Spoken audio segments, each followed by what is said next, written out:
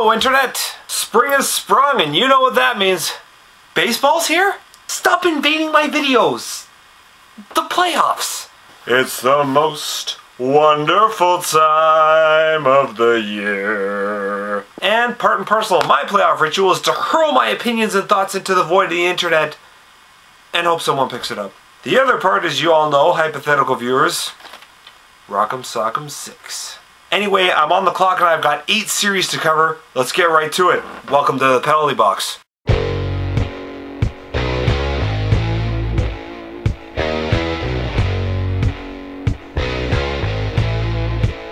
Woo!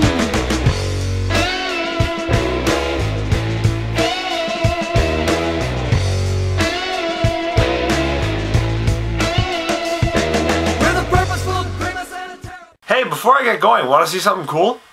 This is a Toronto Maple Leafs t-shirt in Hebrew. I know, right?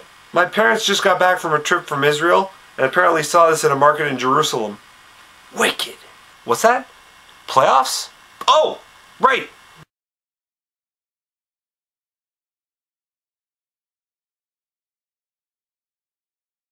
The New York Rangers versus the Ottawa Senators. You know, I really don't see a lot in this one. It might have been a better series if New York was facing Washington, but you go with what you got. Yes, I know I rag on Ottawa a lot being a Leafs fan, but let's get serious here. The Rangers have great defense and goaltending, something key in the playoffs, and their forwards can hold their own as well. Series can be won or lost on goaltending, and that's something that the Sens have historically lacked, ever since Patrick Lalime broke down. Yeah, they improved on it somewhat with Craig Anderson, but the Rangers take this one in a low-scoring 6 games. The Boston Bruins versus the Washington Capitals. This one could get interesting, but honestly, it probably won't. Washington's had a crummy year, and their stars really aren't playing up to snuff. Ovechkin and Semin have put together respectable campaigns, both above 50 points, but they're Ovechkin and Semin. Meanwhile, the big guns on Boston have not lost a step since their championship season last year. Michael Neuwirth and Thomas Vokoun have put together a decent season backstopping the Caps and keeping them in the playoff hunt, but they can't hold a candle to Timmy Thomas. This could get a little more interesting if Ovechkin rediscovers his old form and steps it up in the playoffs, but that's not something Ovi's known for. Boston wins this series in 5 games.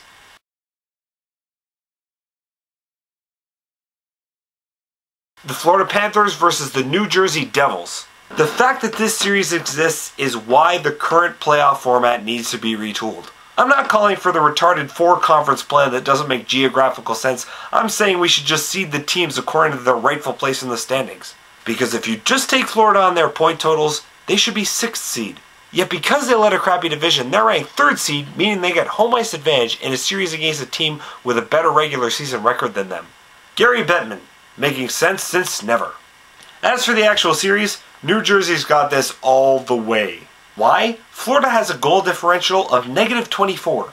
Yep, 24 more goals have been scored on them than they've actually scored, making them one of only 2 playoff teams with a negative goal differential.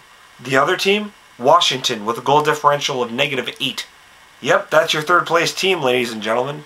Meanwhile, New Jersey has a goal differential of +19 and 3 forwards with monstrous seasons. Ilya Kovalchuk has 83 points on the season, Patrick Elias has 79, and Zach Parise has 69 points. Oh yeah, and a playoff warrior by the name of Martin Brodeur posting a save percentage north of 900. Granted, Kovalchuk tends to perform a disappearing act in big games, but who really are they facing? Thomas Fleischmann and Stephen Weiss? Ooh. Please, those two have 61 and 57 points on the season. Oh, and did I mention that their goalie is Jose 3 or more? New Jersey performs the upset in 5 games.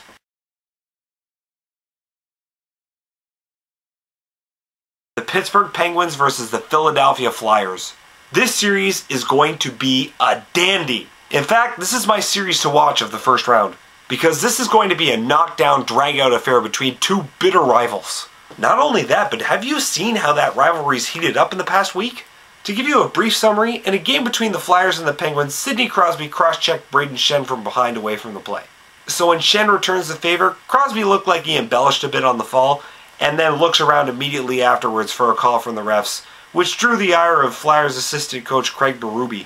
Berube went on the radio the next day, called Crosby and Malkin dirty players, saying that they hooked people, slashed people, etc., etc., etc., and this should make things pretty chippy in the latest chapter of the Battle of Pennsylvania. Now this is going to be a classic matchup of skill versus physicality. The Penguins can put plenty of pucks in the net, but can they stand up for themselves if things get physical? The Flyers have a lot of size and sandpaper in their lineup, which should make for an interesting affair. And it's not like the Flyers have no skilled offensive players themselves. A big part of that team was contender for the scoring title, Claude Giroux. It's true that the Penguins have an undeniable edge in goaltending, which tends to be big in the playoffs. And Brizgalov has been iffy at times for the Flyers. But if he's on form, I'd say they have a pretty good shot. This is going to be a close one, going the distance, 7 games. And I believe that whoever wins this series is going all the way to the final.